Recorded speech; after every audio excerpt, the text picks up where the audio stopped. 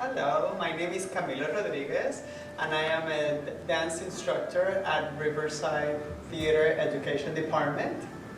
I teach dance and I teach ballet and modern, and I also am a dancer with Ballet Vero Beach. And today we're going to be doing a class that it's about movement. It's more about softening the joints and moving the body in a way that is natural and organic to the way the body already moves. So you don't have to have special training to do this class, and you can have special training to do this class because it's really about movement and the effect of gravity and our body parts. So we're going to start with our feet. If you have a chair that you can sit on that has enough support that you're not going to slouch on it, but you're going to sit as tall as possible without working. Rest your hands on your thighs, and we're going to simply lift the toes and put them down. And up and down. And as we do that, we're going to realize that the knees and the ankles want to overly tight and overly help us. And we're just trying to relax our toes so we can move them. After a few of those, we're going to change the movement to gathering the floor with the toes. This helps us warm up our feet if we were going to go for a walk or if we were going to take a dance class.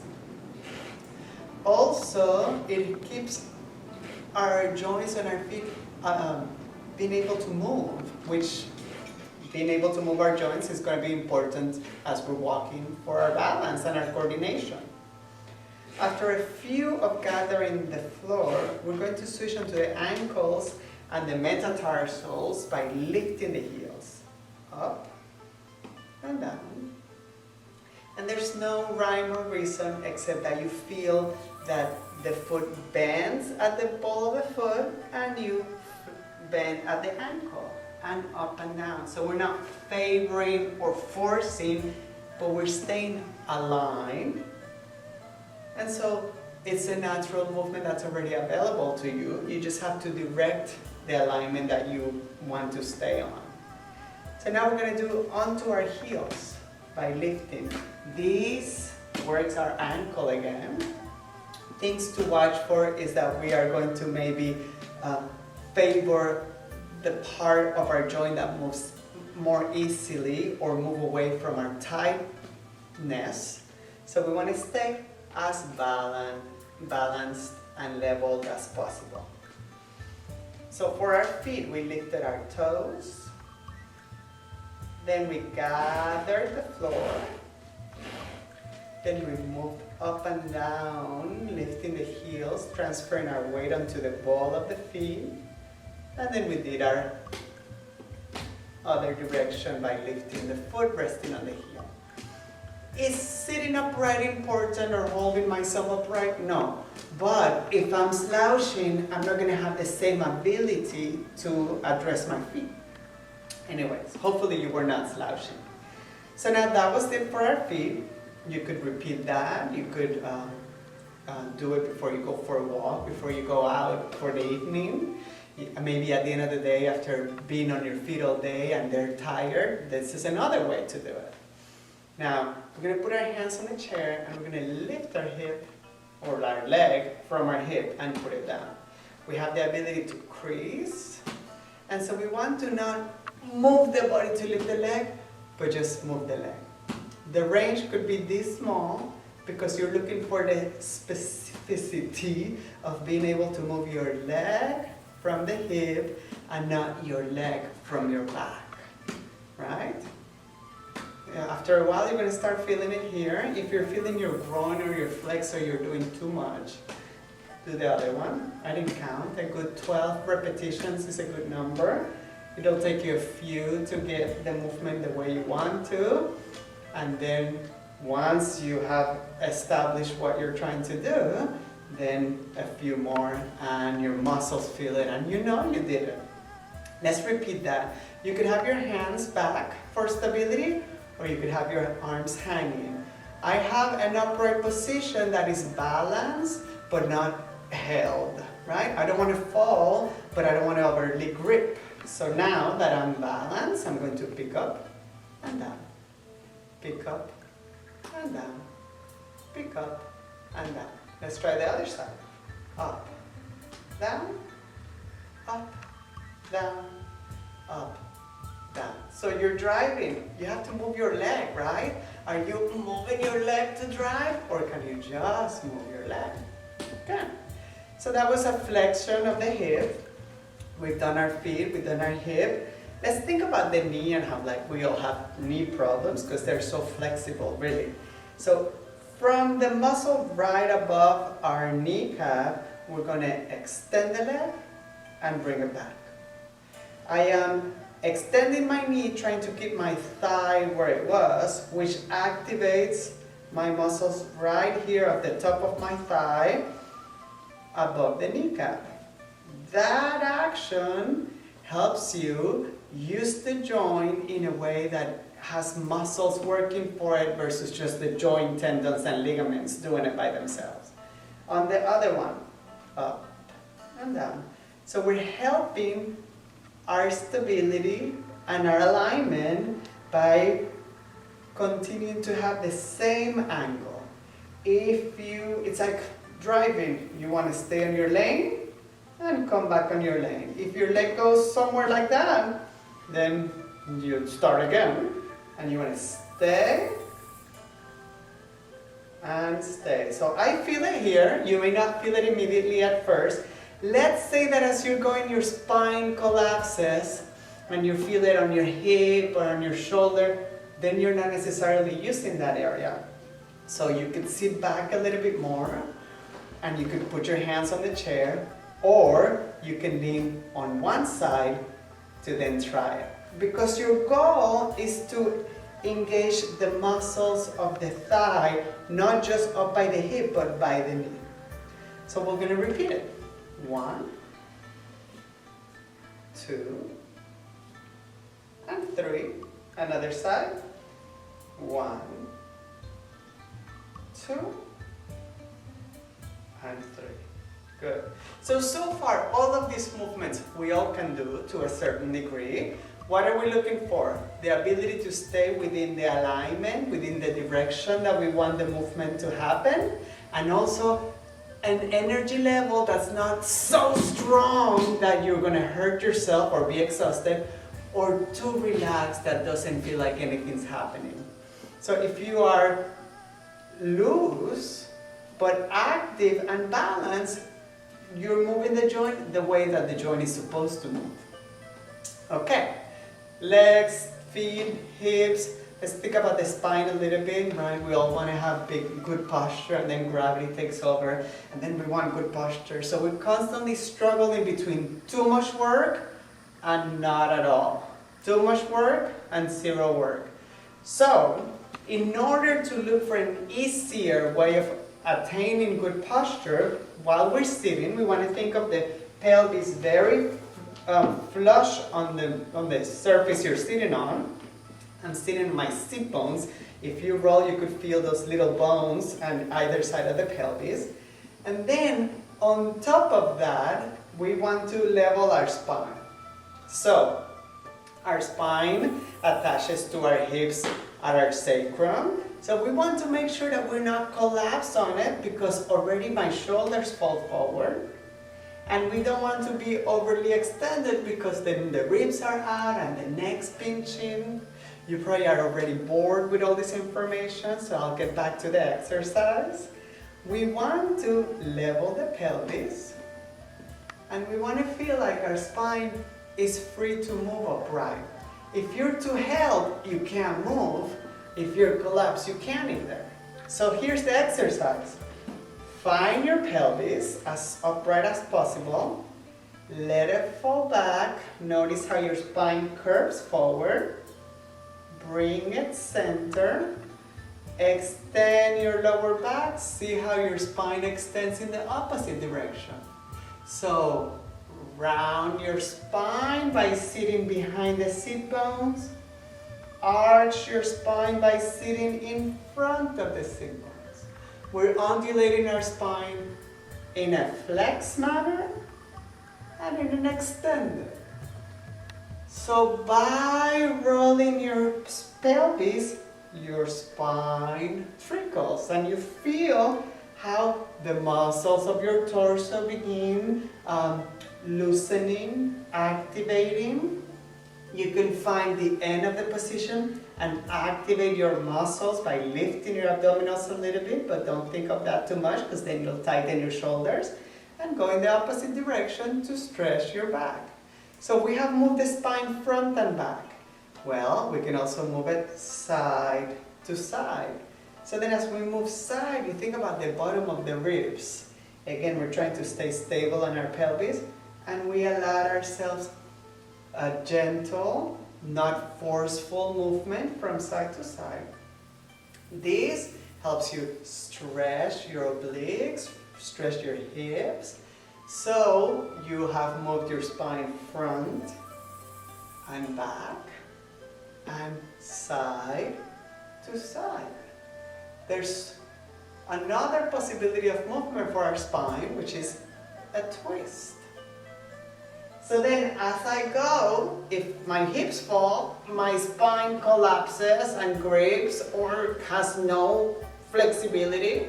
But if I can find a good foundation of my pelvis and a good base and loosen my spine on top, then I can aim to move my rib cage, my shoulders, my head. And rib cage, shoulders, head. So then you have the ability to create a natural motion to your spine, which is a twist, without forcing it, because you have a good foundation and a loose body.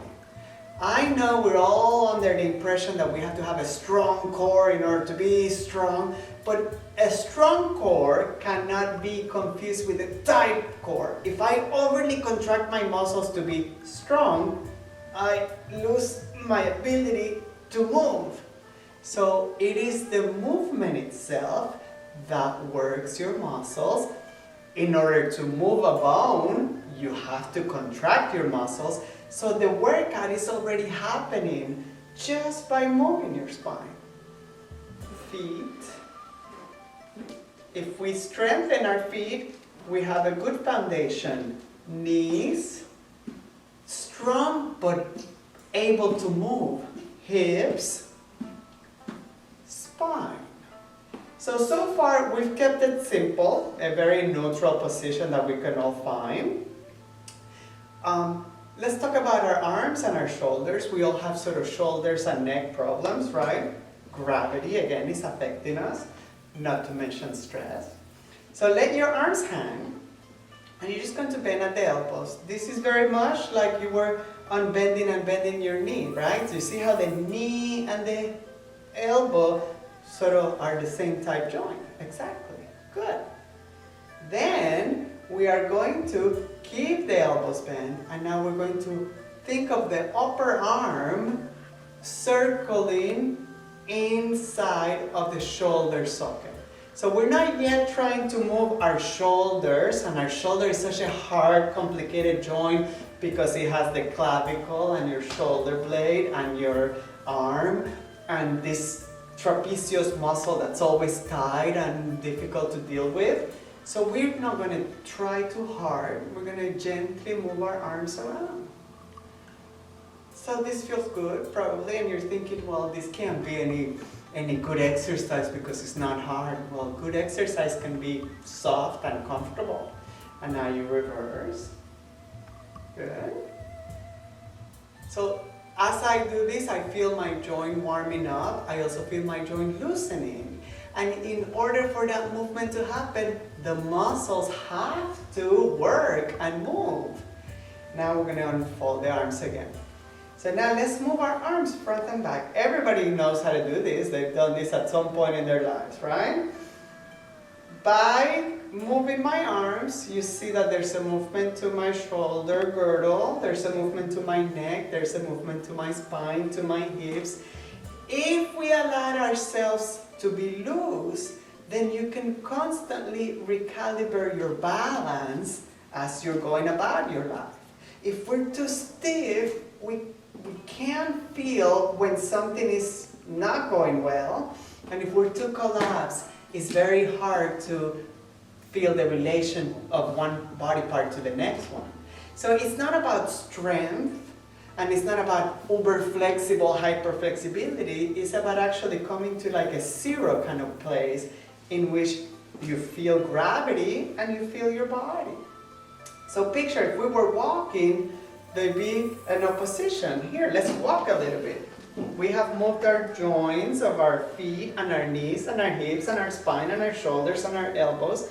So if you're walking, instead of holding yourself correctly and you let yourself transfer, there's kind of like a natural grace that shows up because you're coordinated. So then this coordination as you move becomes your exercise. That can be loosened into the hips, to your back, to your knees, to your ankles, and therefore you feel more fluid to then go do whatever hard exercise or intense workout you want to try, or just to go to sleep nicely at night because you're comfortably loose. Let's go on the mat for a second and do a couple of other things that we can do while lying down. Let's say you don't have a mat at home. You could do it on the floor, on a rug, or maybe a comfortable surface, not maybe a tile, not Mexican tile for sure. You'll have all those bumps. So let's say you lie down. We're gonna kind of revisit some of the stuff we've done. You can do your toes up and down here again. Because we have a lot less weight on the body, it's easier to isolate those points. And then we're going to do the ankles. And then we're going to go up to the toes. So again, I'm walking you through movements that our body already does. What we want to, if we're going to start paying attention on how to direct them, is to feel the effort, that it's not so much that you can't move. And also that it's not taking whatever alignment it wants.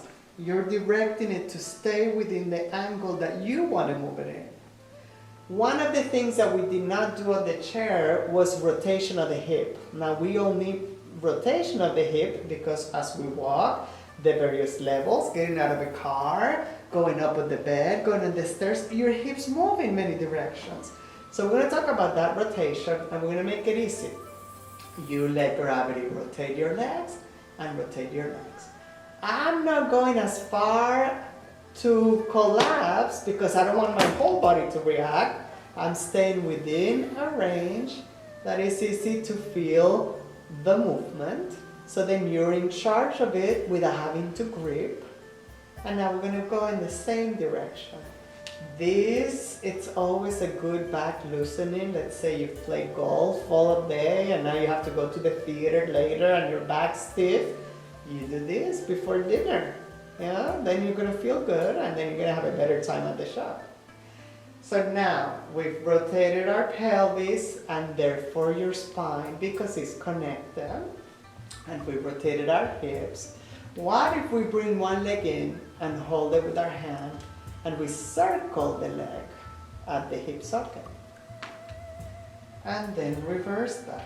Again, it's the same concept of moving a body part at the joint, within the joint, and in the type of movement that the joint allows. A hip socket is a ball socket type joint, so you could have a circle.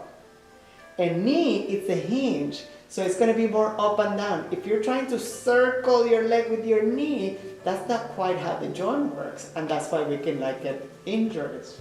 So back to the hip circling. We did it in both directions. And now the other one. So again, there is a sense of looseness to the body. There is a sense of activating the body, but certainly loose. With long legs, really resting, roll your legs in and out. This is a rotation. And then just like we did with the legs bent, rotate the hips.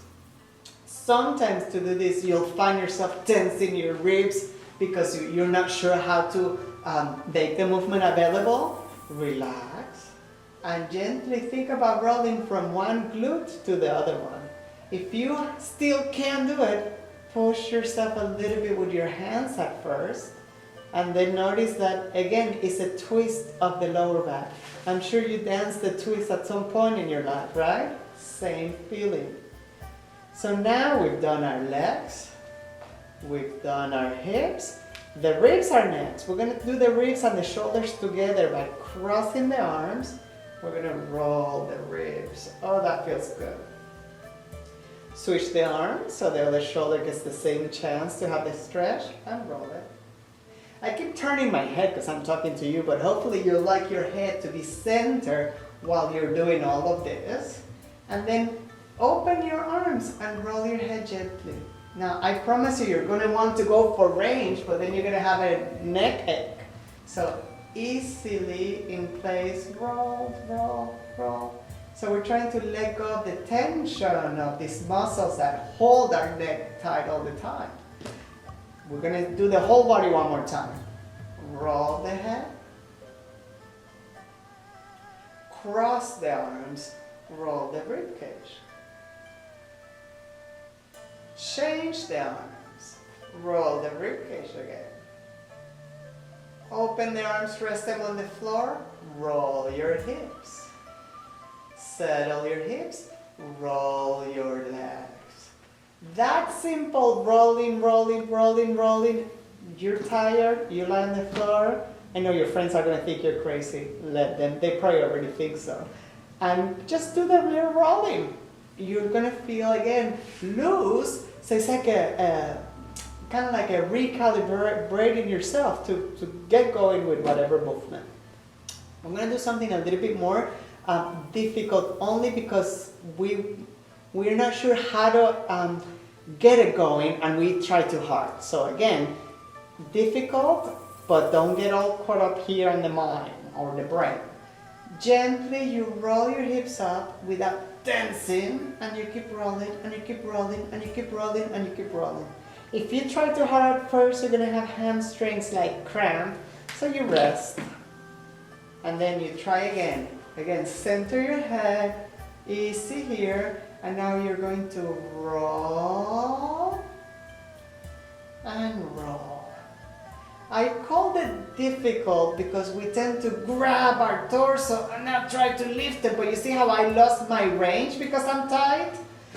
Then the opposite of that, we are too collapsed and we don't know how to lift from where. So you just gotta have like this ability again, kind of like when you do the twist, you let yourself loosen a little bit and you roll your hips. I'm putting a little bit weight onto my feet and the waist and the ribs, and I'm on the shoulders, and now I roll down. What's important about being able to keep your spine moving is that the only way that you nourish your vertebrae and the cartilage and all of that in there, it's by moving it, right? And same, the hips can stay healthier with movement. So it's not about just strength of the muscles, it's about a little flexibility, a little strength, and a lot of ability to move your joints. Through life, they become stiffer because of gravity, because of life, right? So it's not trying to go as hard or as far as you can. It's within your own range. How can you keep that movement available and alive, right? Let's say that I had a neck injury and I can only move my neck this much. Well, I still am able to rest my head and do it. The neck is interesting because we spend so much time here or here. You see how my shoulders are pulling back and my neck is collapsing forward. So a good antidote to that, first, you're going to massage it. You grab it like this, or even like this, like a sponge, and you squeeze like you're squeezing a sponge, getting the water right out of it. Eric Franklin, it's a person who works with the body and works with dancers, and he taught me this one. And he taught me this one via his website. I don't know him, but I love his work. And now you could do the same to your trapezius. Remember this shoulder muscle we talked about? Just the fact that you squeeze and release a little bit already releases some tension, and then you feel immediately kind of like easier and looser. So back to this idea. If the shoulders are pinched back, your neck comes forward. It has no other option. So by separating your shoulder blades, remember this circle we were doing earlier? This helps us not have the shoulder blades back, but loose. If they are loose, then you could again gain the space for your spine.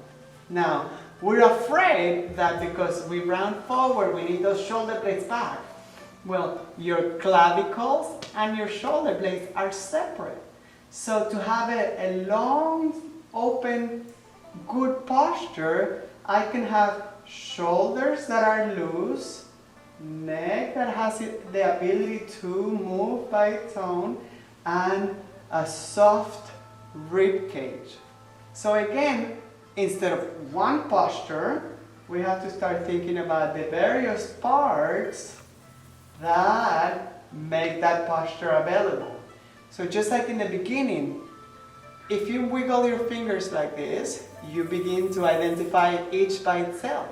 So if you could do that with your toes, if you could do that with your knee, with your hip, with your spine, remember side to side and twist, shoulders, elbows, wrist, fingers, ankles, head, you're going to be able to keep your body looser, warmer. So let's say that you're about to go do some physical activity. A little 15 minutes of this rolling gets you ready for that. Let's say you've had a good day, a hard day of activities, exercise, being in the car, on a plane, and now you need to do the same movement to nourish yourself again so you can rest. Because the way I think about it, it's always balance is 0. And so when we're too tired, we're minus numbers, away from 0, collapse. When we're too stiff, we're like all these positive numbers, I need more and more. But if you balance between that idea of overly tight or overly collapsed, you find that there's a center that is for you, separate than for your spouse, your friend, your daughter, your son, that has the ability to keep you moving within your own range. I hope you've enjoyed this movement session, and I really like to thank you for having participated. Thank you very much.